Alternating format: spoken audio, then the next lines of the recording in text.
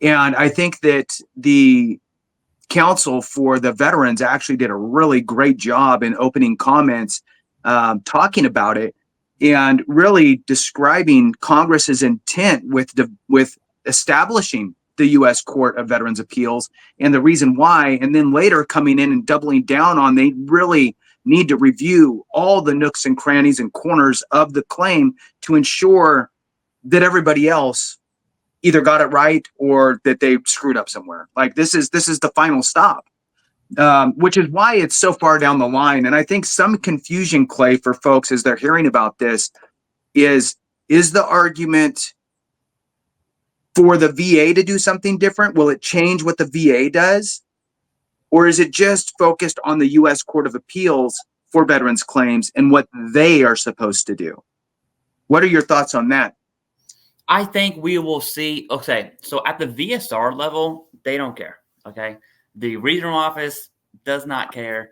Once you go to the Board of Appeals, not necessarily the higher court, if you will, at the Board of Appeals, that's where we will see this most likely. I'm not a lawyer. I cannot do legal jiu-jitsu, but they will definitely take into account if someone's implying that the regional office is really reading Bufkin v. McDonough and they're going to change how they operate based on the Supreme Court decision.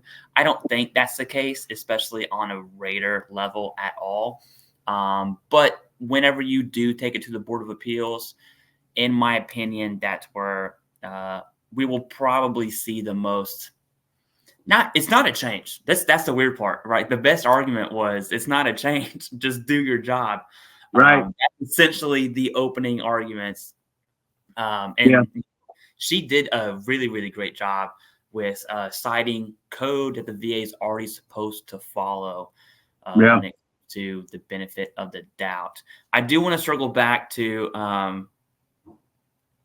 the conversation about the 6-month thing. Does this person have PTSD? Probably. I don't know what that situation is, but they probably do. The question is it related to military service?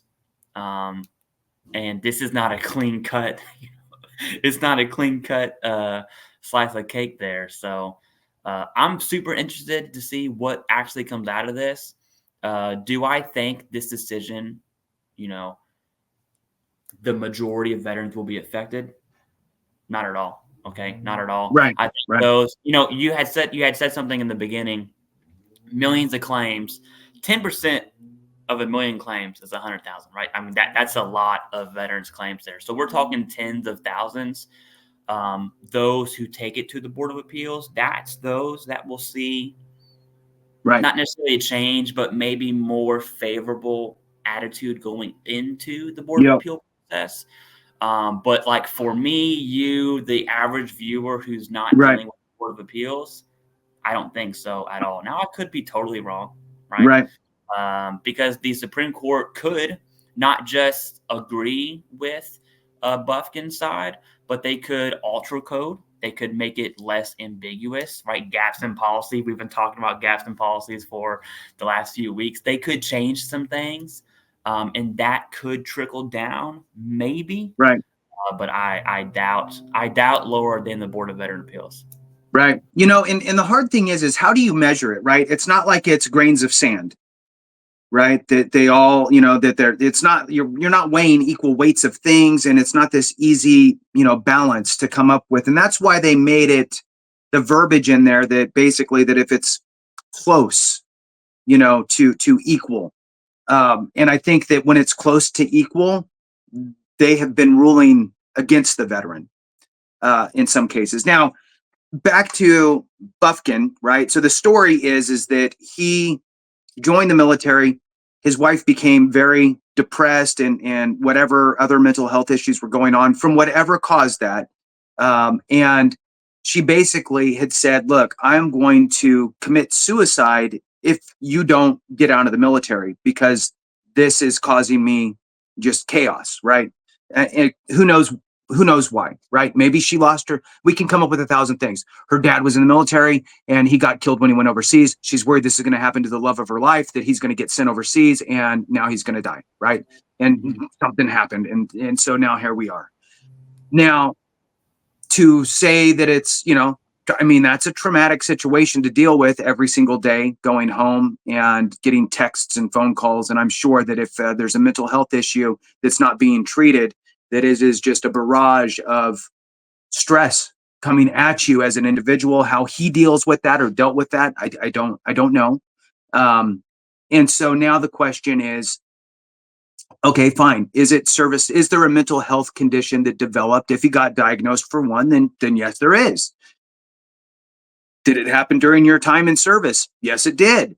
And you could really say, did it happen because of your time in service? Yes, it did. Because if I wasn't here, she wouldn't be doing that, which caused me this.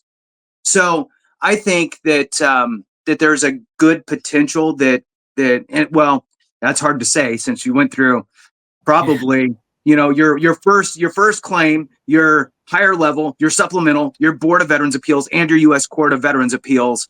It's hard to say that you have a good shot at getting your a claim, but maybe. Well, typically the VA would just shift gears a little bit. If you filed for PTSD, it's a mental health claim, and they may not grant you, quote unquote, a PTSD type of a granted service connection. They may say, depression, anxiety, and call that your mental health claim and give you 30% and move on.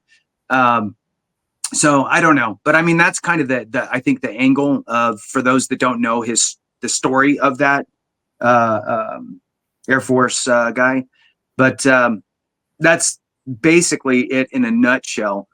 As far as the Supreme Court is concerned on this, I think that we will see some cascading effects, like you said, Clay, with regard to, even if the U.S. Supreme Court does not tell the Board of Veterans Appeals to do anything or change anything with regard to how they're supposed to function, just by the nature of the U.S. Court of Veterans Appeals being more, we'll call it that they're going to be more liberal, we'll just say, with that ruling, or look into it and really make sure that they're understanding it. No judge out there wants to be overturned by some other judge. They want to be, I got it right because I'm that damn good. They don't like it when their stuff gets overturned. I could just imagine, right? So they're going to want to make sure they get it right. And if it's close, they're probably going to be more apt to going, okay, well, look, the benefit of the doubt, and, we got to take that into consideration. And this is all blown around everywhere. I mean, they believe me, all these judges know what's going on for sure. All the attorneys know what's going on, and nobody wants to have their claim overturned. Then I kind of take that almost to maybe not the VSR level, right? Because I mean, at the end of the day, they're just clocking in and taking off, right? So texting their friend what they're going to do after work. But from the leadership level at the VA, I would think that they're not that excited when the BVA comes back and remands a decision, or the BVA overturns a decision and makes them undo what they did. One, it's a waste of time for you to get it wrong the first time, then to come back and to clean it up, right? You're working twice as hard, so you're not efficient. So from a leadership perspective, I would be ripping my hair out if I get remands and decisions overturned, because that means that I am less productive as an organization. I need to fix that and have way less of those. So I would be focusing on trying to get it right. And if it comes down to the benefit of the doubt aspect, I'd really be having some conversations on that from a leadership perspective. If it's, you can lead a horse to water, Clay, right? You can't make them drink. So unless there's some sort of consequence, but it's the government and their GS workers. So what's your consequence? An extra day off paid, stay at home. I mean, you're a GS worker, aren't you, Clay? Yes, I'm a Yeah. Okay. So we all know. I mean, here we are filming this. Look at you. So, okay, fine. Clay took the day off, but here we are. So, one more thing that I want to kick it back to you, Clay. The idea, I think, here is that we will see the cascading effects. I think it could trickle into the VA. I think that is going to start happening now already. Just knowing that this case had enough merit to be heard. Just being heard means that the court.